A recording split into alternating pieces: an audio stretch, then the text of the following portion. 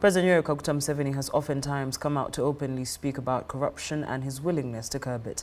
But it seems like a figure of speech. Some officials within his government have become corruption enablers and are on rampage. NBS Investigates has been undercover with David O'Connell, an Irish national whose life has been reduced to day-to-day survival. This is a story of pain and agony. Shamim Nabakoza exposes officials eating off corruption in this masterpiece. It was a nightmare. It wasn't a holiday, it was an absolute nightmare. It seemed to be a business event. Corruption, impunity, compromise.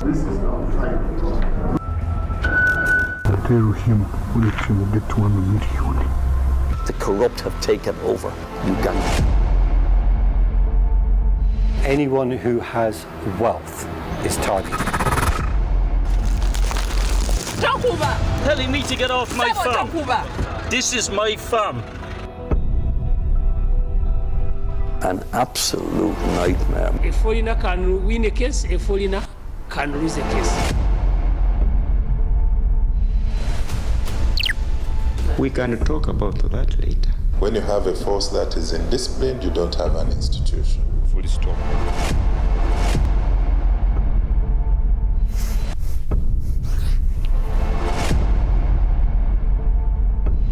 Do you want me to explain exactly what happened?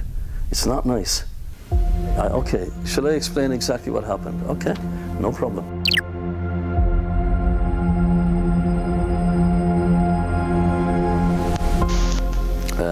At the moment, I've been living in Uganda permanently since 2005.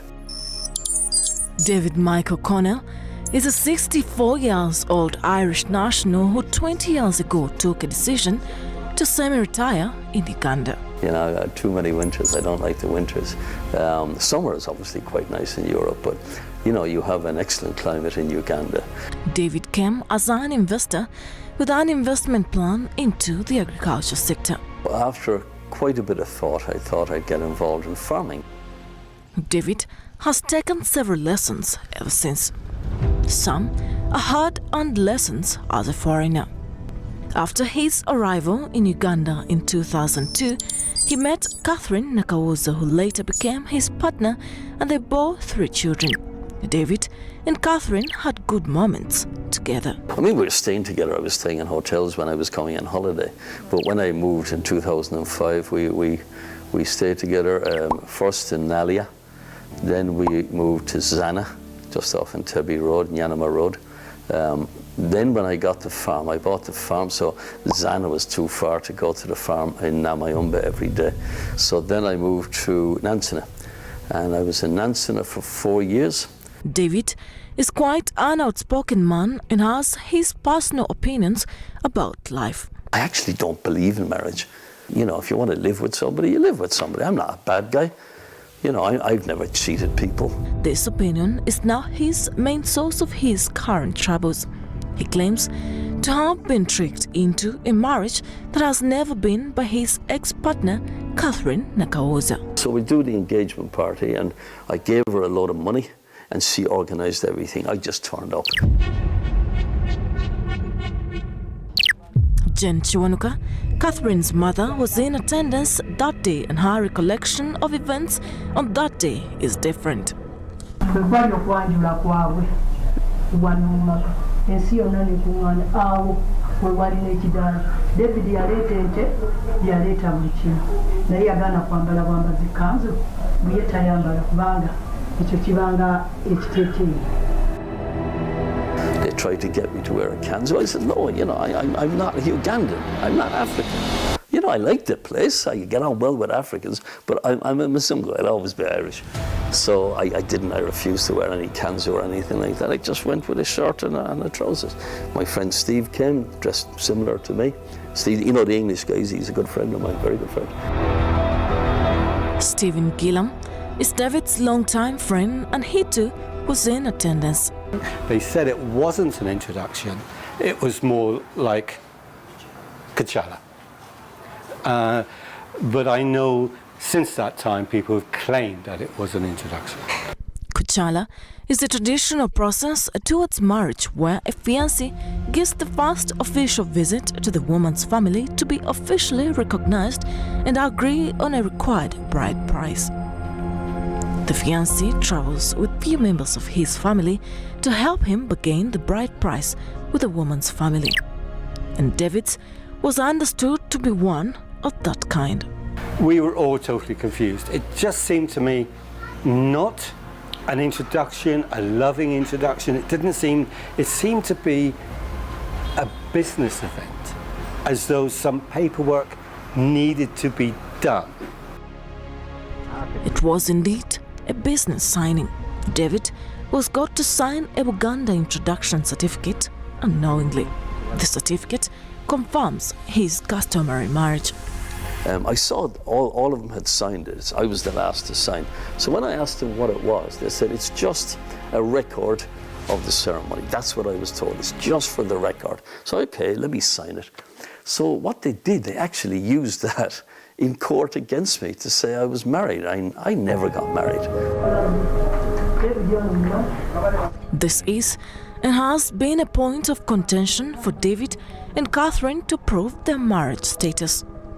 David now holds memories of agony with Catherine. I couldn't believe it. Worst day of my life, I'll be honest.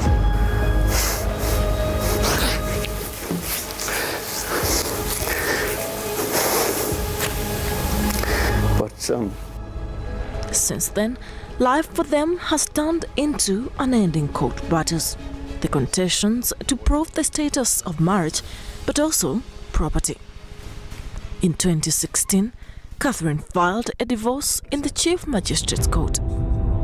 In this divorce cause number 0002 of 2016, Nakawaza Catherine, the petitioner, versus David Michael Connell, has several claims and seeking several orders, including dissolution of the alleged customary marriage between David and Catherine, an order restraining David, the respondent, from accessing their matrimonial home, an order for maintenance of the petitioner Catherine and her 3 children, and return of the petitioner's land titles and other land documents. Corruption, impunity, compromise is the starting point.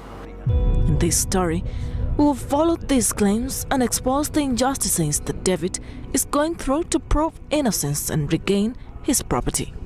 The registrar sees a caveat, somebody has interest in the land, has caveated, and the registrar is bypassing to remove the what? The caveat. So corruption in this country has to be dealt with seriously.